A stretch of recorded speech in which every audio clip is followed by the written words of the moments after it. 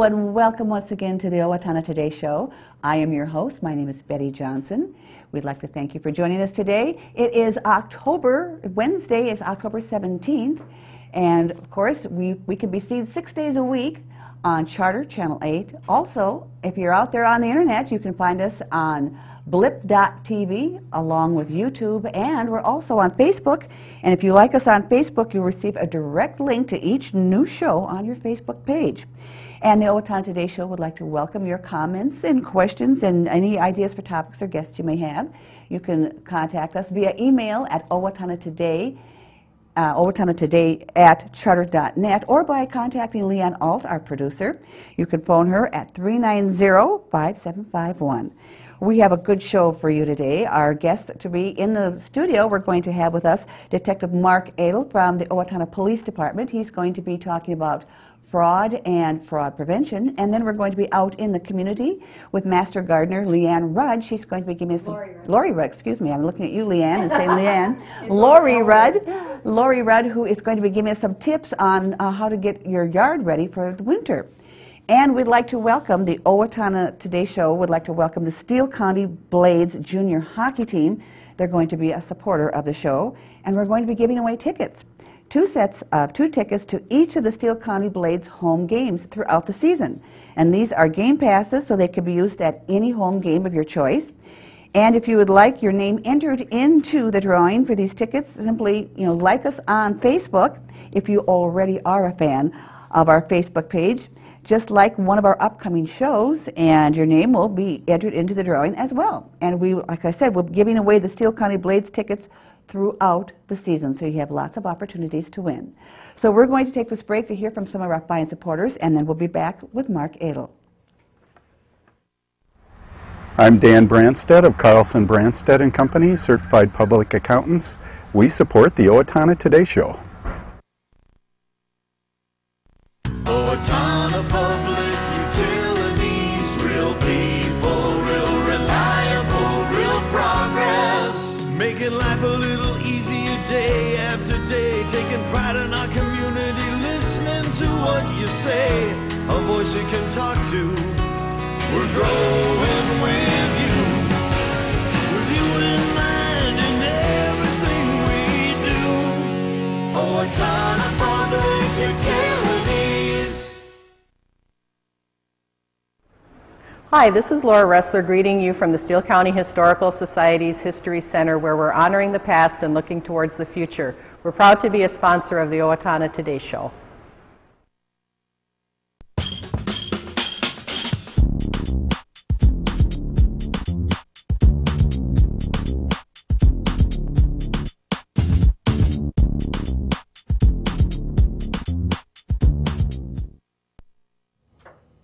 We have with us in our studio today Detective Mark Edel, who is going to be talking about fraud and fraud prevention. And Mark, it's so widespread. So many different types of fraud, isn't there?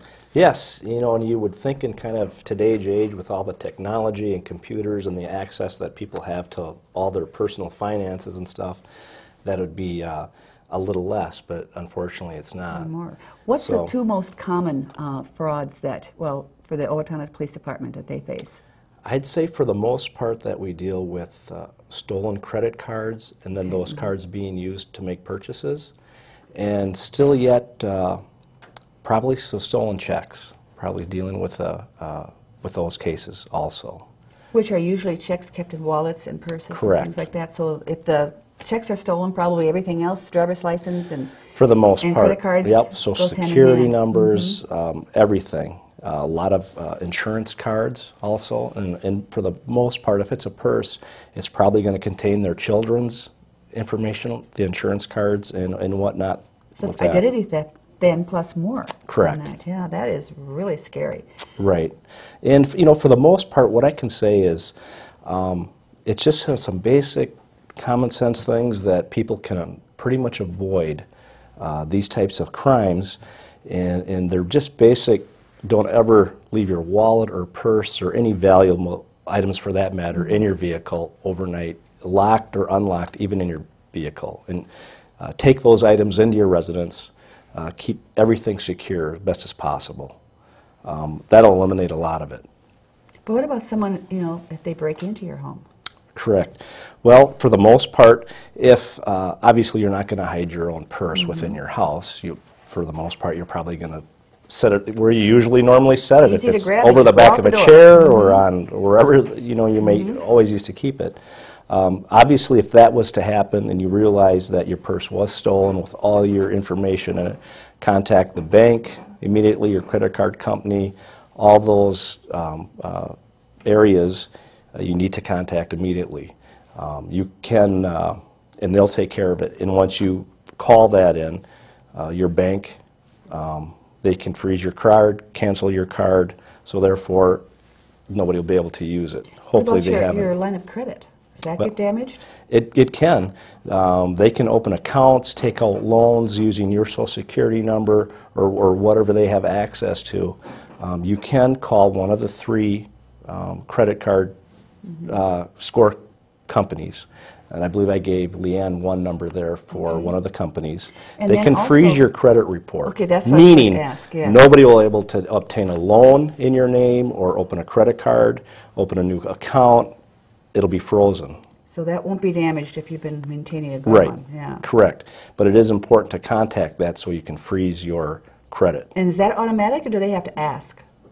Do you have to The victim? Yeah, the victim. Will you freeze? Yes, mine? they'll get all the pertinent Okay. information, and then they'll freeze it, and you'll get a temporary PIN number, and then there is a cost to unfreeze it. Oh, really? I think $5. It's minimal, No. but For the paperwork. exactly, Yeah. exactly. So it's important to call the credit company right away, and they'll freeze your credit. Now, that is, you said, probably the most one, and technology today has probably increased the numbers in that. Right. Because you can get on, people can go online and they can, well, you have all kinds of ways you can get into a computer. And Exactly. There's a lot of the hacking and what they call like computer phishing. That is, they're trying to get your accounts online, and it's called phishing. And they'll ask all these. They'll think you'll think you're actually dealing with, let's say, Wells Fargo Bank or another financial institution, but they will never ask for your. Those Personal. legal institutions will never ask for your personal Social Security number or anything like that. That's right. And So that's that's good to one remember. thing, right? That's one thing to be aware. They will never ask that online, or if they are, that there shouldn't be. Or on telephone calls. I've Right. received a call, and as soon as they said, you know, to verify who you are, will you give us your Social Security number? I said, oh, goodbye. You Right. have to do that. So now, what are some examples of some of the fraud that's taken place here in Owatonna? Well, there's been some serious ones that could be avoided that you want to point out to people, be careful of this. Well, a couple of them just comes to mind. Is we've had a couple cases in Owatonna where it was a senior citizen had been called, and the suspect was acting like a grandchild, and usually it's a son, and they'll say, "Grandma, Grandpa, I've been arrested in Canada. I need money to get bailed out." And unfortunately, in that case, I do believe the gentleman did send, I believe it was a money order to this location, whatever, to do this, and he was defrauded his money. But that's what they do. They know how to prey on, and I'm not saying that, but usually it's a senior citizen or elderly type person. And they The sound very emotional side of convincing. it. Yeah, Exactly. being emotional. That's close to you in that respect. Yeah. And they'll say something like, you know, I can't call Mom or Dad, or I'll be in so much trouble, and I'll pay you back. I promise when I get back to the States. And that's what usually happens is, you know, I can't call Mom and Dad on this so can you just help me out of this jam? And unfortunately, that time the guy lost his money on that deal. Now, of course, in Owatonna, we have different ways of saying, try to alert people, but Social Security too. When we talk about senior citizens, they are going to probably be the single most age group that gets preyed upon, I imagine, and then the Social Security group. Yep, for the most part, exactly. And I gave Leanne the 1-800 number for the Social Security Administration if you happen to have your Social Security number stolen or lost. Make sure you call that number right away, and they'll get things taken care of. Now, most people do have direct deposit with Social Security, but so what would you recommend for the people, the senior citizens, Right. people pay their bills. We're talking about how they may put the bill inside the post, your mailbox with the red flag up, and that's also dangerous. Yes, and I do not do any of, I don't send my bills electronically myself. All the bills that I pay myself, I take directly to the post office and deposit those, either go into the lobby or use the drive-up facility there on Broadway by the post office. I would not recommend putting your bills with your check or into your mailbox with the flag up, like you said. Anybody can walk by there and pull that out of there and go cash your check. Now, is there a special number that they call if they suspect some kind of fraud has happened? I know Leanne's putting numbers up on the screen, but we want to get them separated from the other numbers as well. Well, if you were to have like your bill stolen, obviously you'll probably get another notice of non-payment from whatever the company or bill you were paying, right. And then you'll say, well, no, I mailed that. Well, and they'll say, well, we didn't get it. Then I would contact our local police department and say, here's the deal, that I sent this check on this date. The company that it was for never got it, and then we'll have to contact the bank right away. The victim will, along with us, with the police department.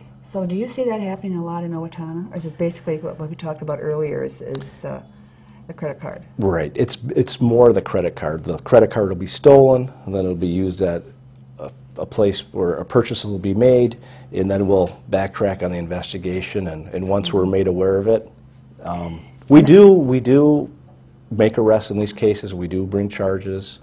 There's ways that we investigate this. So especially, I know we've been told, especially when you're using your cash card, you know, someone's standing behind you when you put in your PIN number and that, you have to be so careful. Unfortunately, it's the way our society is today. You have to be extremely careful and vigilant, and if you do just take those few minor steps, it can really prevent a lot of easy access crimes. Well, Mark, thank you for being a guest with us here today. That is something that all of us are concerned about and at risk all the time. Right, absolutely. So, Mark Edel, detective of the Owatonna Police Department. We'll be back with Lorrie Rugg, Master Gardener, right after this. Hi, this is Barry Gillespie, president of ERA Gillespie Real Estate, where our pledge is to save you money, save you time, and simplify your life. And we're proud supporters of the Owatonna Today Show. Hi, Ann Plaskanko here from Senior Place. Senior Place has new hours. Mondays and Fridays we're open 8 a.m. to 4 p.m. Tuesdays, Wednesdays, and Thursdays from 8 a.m. to 8 p.m. Participate in Zumba Gold, Bike Club, table tennis, computer classes, speakers, and much more. Don't forget the Senior Place Partnership Program with 39 businesses giving discounts and incentives with your Senior Place membership card. Membership is only $35 for the year, which comes to just $3 a month to be a member. Consider joining us today.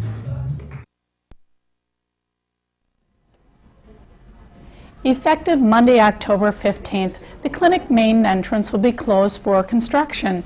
Please use our temporary entrance, the dialysis stores, and/or the hospital main entrance. We appreciate your patience during our construction, but at the end, we'll have a pleasant entrance that is larger, warmer, and safe for our patients. Again, starting Monday, October 15th, the clinic main entrance will be closed for construction. Thank you.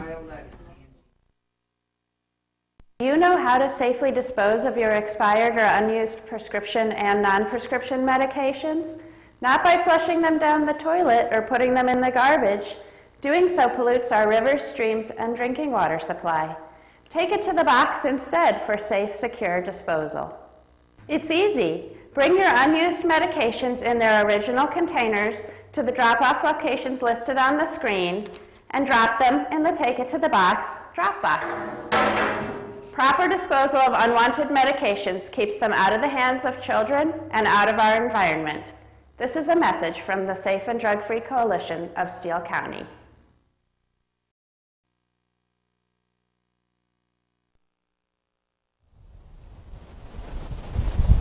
We are here with Master Gardener Lorrie Rugg, and it is definitely fall season, and the wind is blowing, the leaves are flying, and we thought we'd like to give you some tips from a Master Gardener as to how to take care of your yard and get it winterized.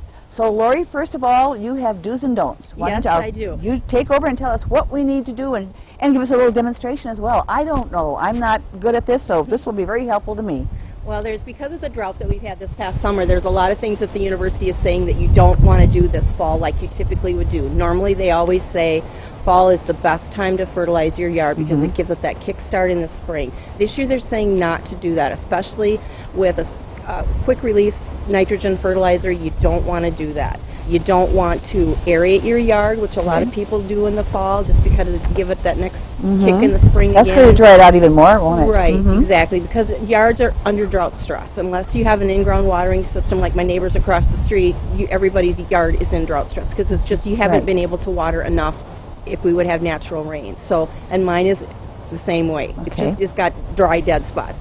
So you shouldn't aerate, you shouldn't use the quick release fertilizer, you shouldn't mow too often or too long. I haven't mowed my grass since in August because I knew we were running into no water, so I didn't want it to be any shorter than that.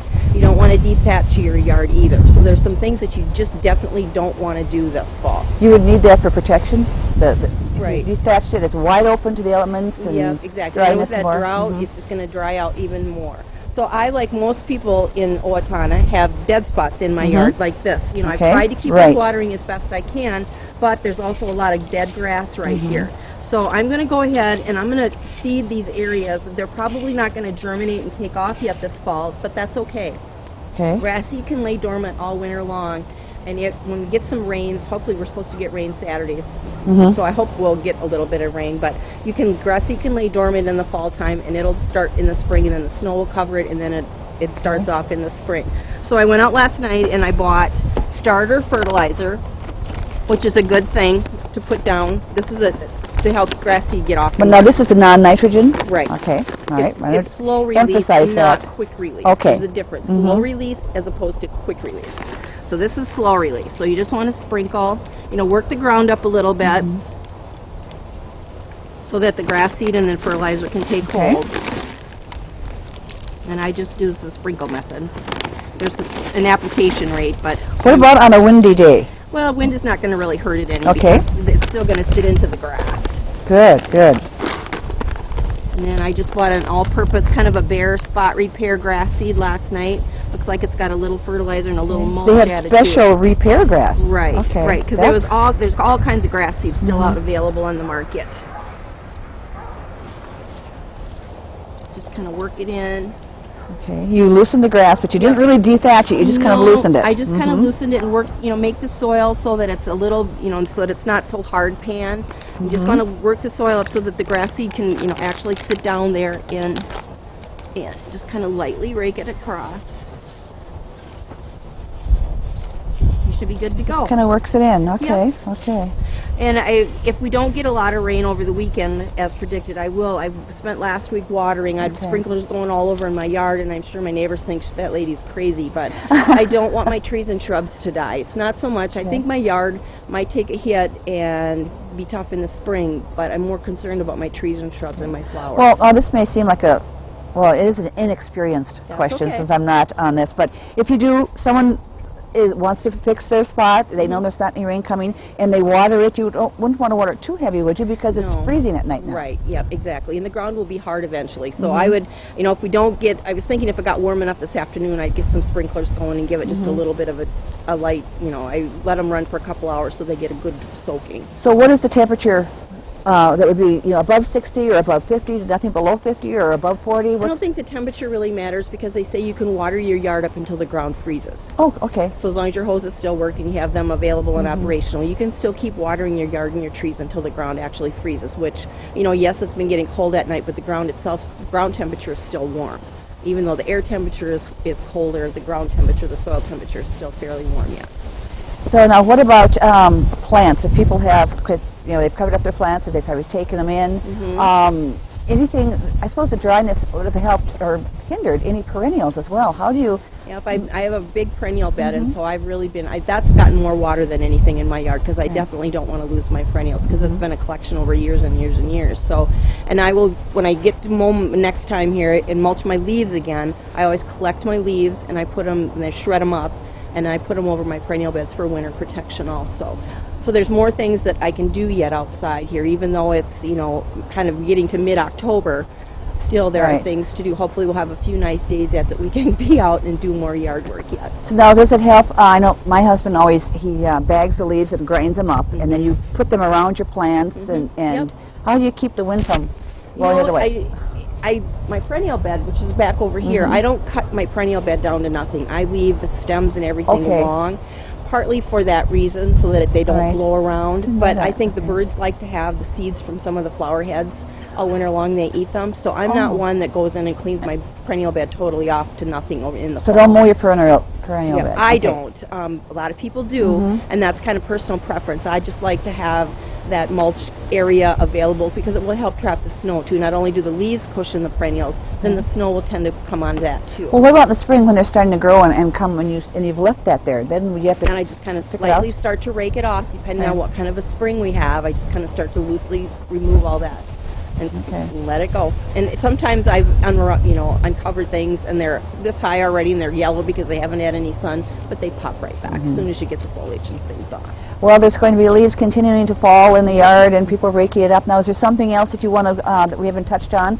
You want to be sure to mention that people know when they winterize their yard? Yeah, well, they can start now, and the other thing is I would just tell everybody to keep watering, depending on what kind of season we have here from here on out. Water your yard yet. You can mow it down, but don't mow it real short like you would typically. I would leave mine a little bit longer this winter, so just keep watering and hopefully have a nice fall. Now, when spring rolls around, hopefully we'll have you back and you can give us some tips on that. In the meantime, I don't know if we're going to have a very severe winter or not with that snow cover there, but it's a big job, and some people like doing that. You, of course, are a master gardener. You've been doing it for how long, a master gardener? I've been a master gardener for 10 years. And the training will start again. I'll give a little plug for master gardeners.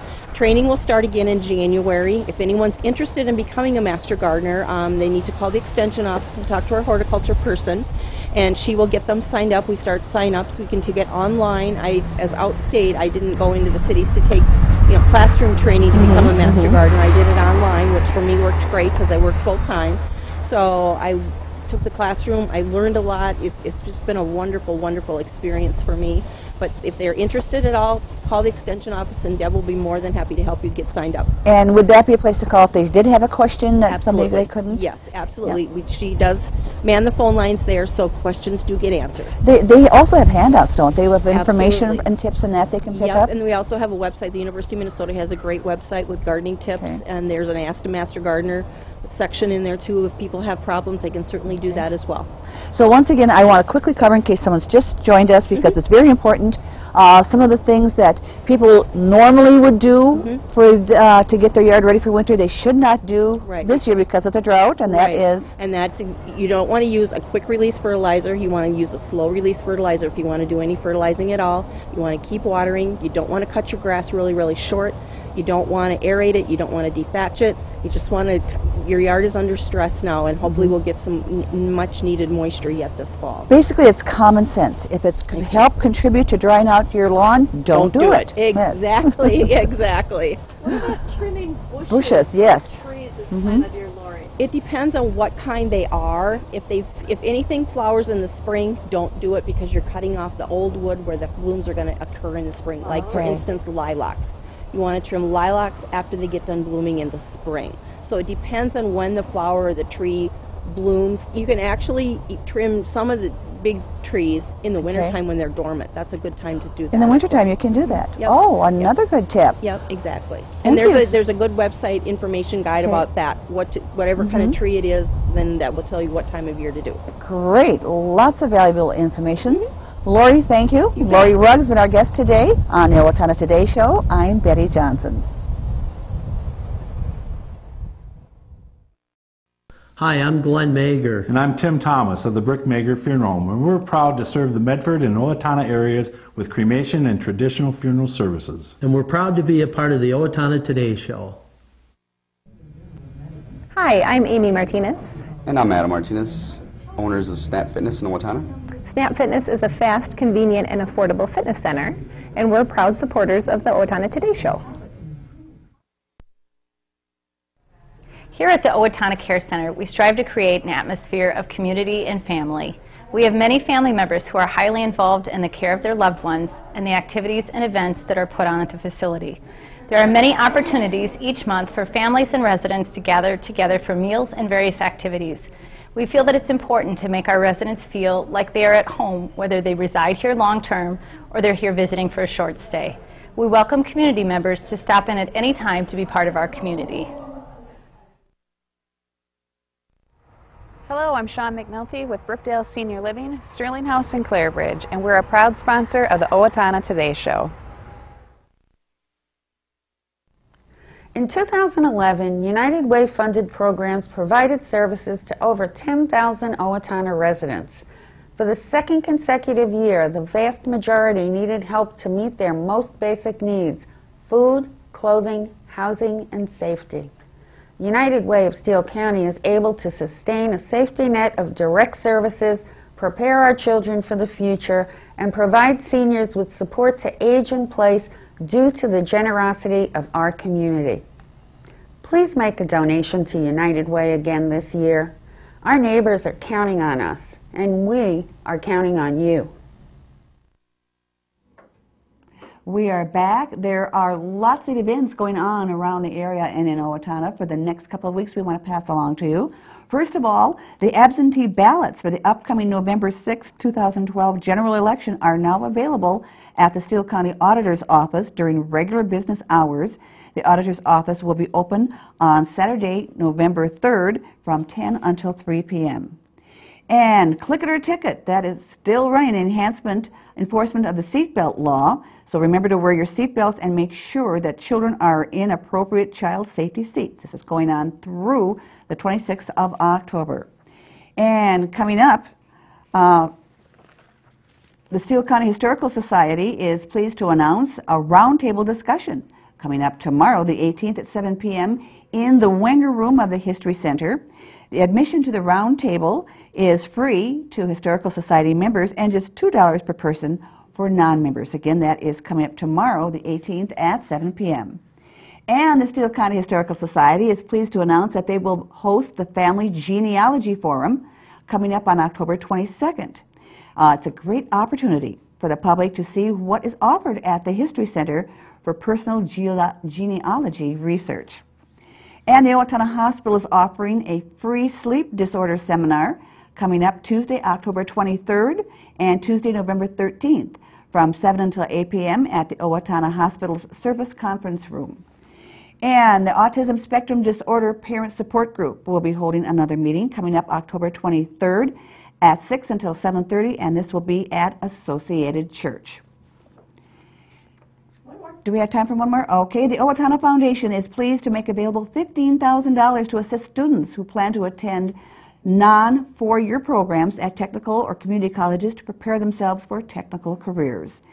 Applications are available at the Foundation's website or by calling. If you have any questions, you can contact Jill Holmes at 455-3059.